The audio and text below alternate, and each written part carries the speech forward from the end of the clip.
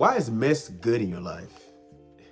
Now, contrary to what people may be talking about as far as, chaos, drama happening, this actually may be sign that things are actually working in the direction that God is shifting you into. Um, but before we get down to nitty gritty, hit the like and subscribe button and subscribe to the Seeds YouTube channel, which if you can do this, somebody who may need that seed, that message, they can grow from it. Now, me taking over the president role of Toastmasters, I was kind of caught off guard about it. And the past president had asked me, and to be honest, it's not something I was looking for. I was just looking to be able to craft my communication where I can be concise, I can be clear, and I can work on my cadence in regards to speaking. And to be honest, I was stressed. And I'm a type of person who I want to do a good job. I want to pour everything into it. When I commit fully. A lot of my family and friends will let you know my loyalty is one of the things I cherish, and I want to do a good job. It's just how my parents raised me. And I don't know if you've been in a position where maybe perfection is a little bit of your enemy, and it can be mine as well. Well, going into the role, even though I'm head of my household, my wife has allowed me to flourish in that position. I'm a father. I've coached my son's baseball teams. I've been in leadership before. Even as being the oldest in my family, you would think that I should be totally prepared. In some sense, yes, but in some sense, no. What I learned from God is that the acorn tree and the seed are the same thing, but different versions. And whatever version you are, there's some value you can give, whether little, and then another version is maybe a lot of value you can give. So going into this year, I didn't know what was going to be, and it felt like it happened so quickly. We had the transfer meeting of leadership. I believe within a couple weeks. I was excited but scared at the same time, and I'm pretty sure you felt that in your spirit sometimes, where you have belief, but you have an unknown in your mind, right? You have something in your heart saying like, I know I can do it, but I don't know what I'm doing. And that's what happened to me. And one thing about leadership, and you can look at Jesus as the model, is that it's not about the title. It's really about serving.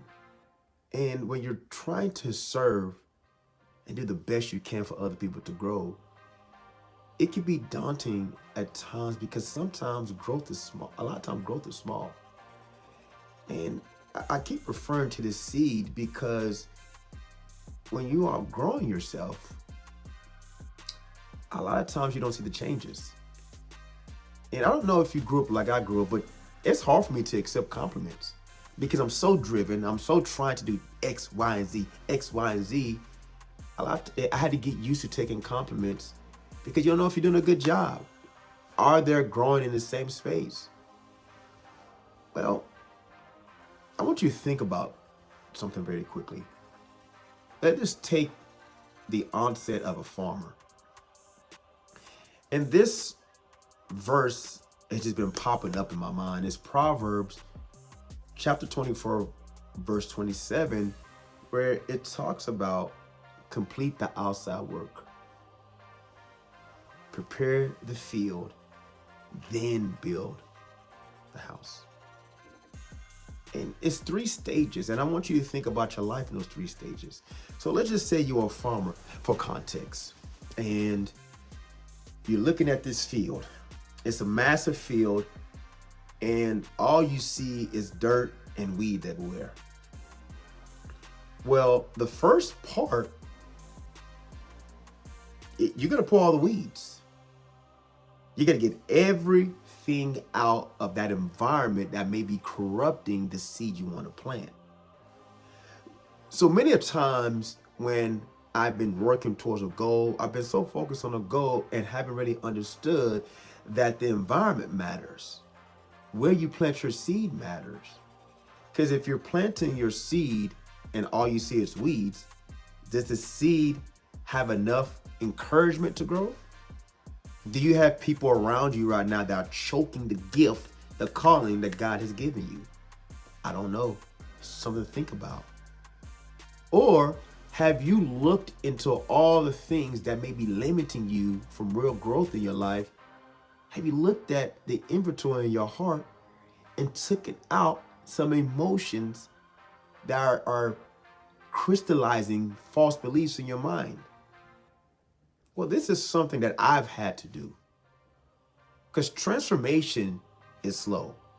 I don't want it to be slow, but it is. It's a lot of uprooting that has to happen. And what I realized is that messy is good, because messy means you're getting out into that environment where you want to plant your seed, and you're starting to uproot and take out things that are not supposed to be there. People that are not supporting what God, the vision God has given you. People are not supporting your growth. You ain't go in there clean. To pull out the weeds, you're gonna have to get your hands dirty. To make sure you can complete the outside work, you're gonna have to pull out every single thing that doesn't support growth. So that's why I say messy is good. And a lot of times what I'm starting to notice, even if you read books outside the Bible, anybody who's been successful, they all have had certain mess. Every last one of us. And if we're transparent enough, and if we're honest enough, and if we realize that the messy is used for several purposes, then we may start to enjoy the mess. How can you be successful if you have no message to connect with people going through what you've been through? I've failed at a lot of businesses. I was looking at my Facebook and seeing Harp Apples, which I thought about starting a dating website. But that mess was good because it taught me I don't want to deal with that. I've had to learn how to be a better husband, a better father. The mess I went through, it's a message I can give somebody else. Just think about that. God sent his only son. He sent his only son to take upon the sins that he didn't even commit. He took up a cross and died for people that may not even be as grateful that he did it. That situation was mess. But now he resurrected, and his message hasn't changed: to spread the good news, spread the gospel. And through that mess, we have now a message of hope, a message of belief, a message of faithfulness. What are you holding on to that you just don't want to get messy with? Are you willing to complete the outside work that's going to allow your seed to grow? Are you willing to get your hands message that's going to fortify the message, the mission for you to move forward? It's okay to get messy. Just make sure that as you are progressing in life, those messiness are turned into a message that you can pay it forward. You're learning from the mess. You're fine-tuning. There's somebody who needs to hear that you didn't start out perfect. And even if you deem me successful, life ain't always sunshine. And I think that is the responsibility of true leadership, of people who want to be deemed as influencer. We need to influence in a way that's honesty, that it brings honesty with people. I've been doing YouTube now, and I didn't want to do it at first. I hated being in front of camera. I didn't know how to speak. There was a reservation on even trying to be perfect. The lights got to be set up. I got to be able to do this. I got to be able to do that. I'm filming on my iPhone in my office. I don't care if the lighting is correct. I hope it is. The main thing I wanted to do with this channel is produce seeds that can produce harvest for your life. And even if you just listen to that audio, if something is getting in your spirit that God is speaking through me to get to you, then job well done. Yes, I add music to the video. Yes, I spruce up the video with lighting. But when I started 7 years ago, when I wasn't good at all, I just filmed, and I barely filmed. So my messiness of learning how to video edit, that's all come to realization. Now, I don't have to be perfect. And I think that if I'm just honest with you, that's probably been a little bit a challenge for me. You know, growing up in a loving household, the parents want best for you, right? You want the best for yourself. And as you go to school, you think that because you didn't get an A or A plus that you're not even learning. But what if we switch that mindset that even though I didn't get an A plus, let's say I got a D or C, I now know what I don't know. That's development. I now know that I can get better. That's development. And A's don't always tell you the real story.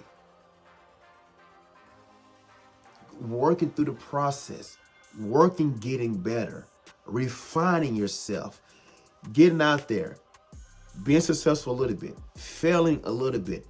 The process, the pruning, the positioning, all this culminates into a masterpiece that can get value on how God wants you to give value. And you don't have to beat yourself down, as I did, for so long if you don't get it right. It's just, you just got to keep going. Everything ain't going to work out, but the things that don't work out, you can actually use for the next door. There's going to be some doors that close very quickly, and you're like, God, what's going on here? There's going to be just some doors that are open, that produce fruitfulness. You're like, yes. And then there's going to be some things, some storms that come that you're like, why is this happening? Why is this going on in my life? I've been doing everything I thought God wanted me to. I had to learn the hard way. You're not going to know everything. You're not the Alpha and the Omega. You don't know the end from the beginning.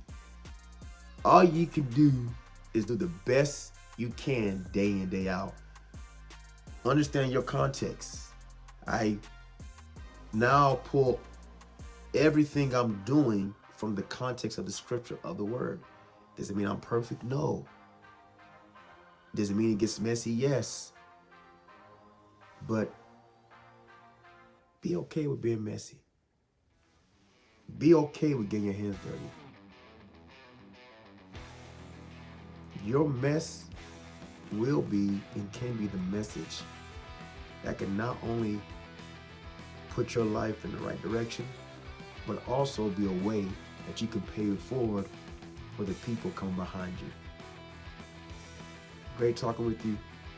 Talk to you soon.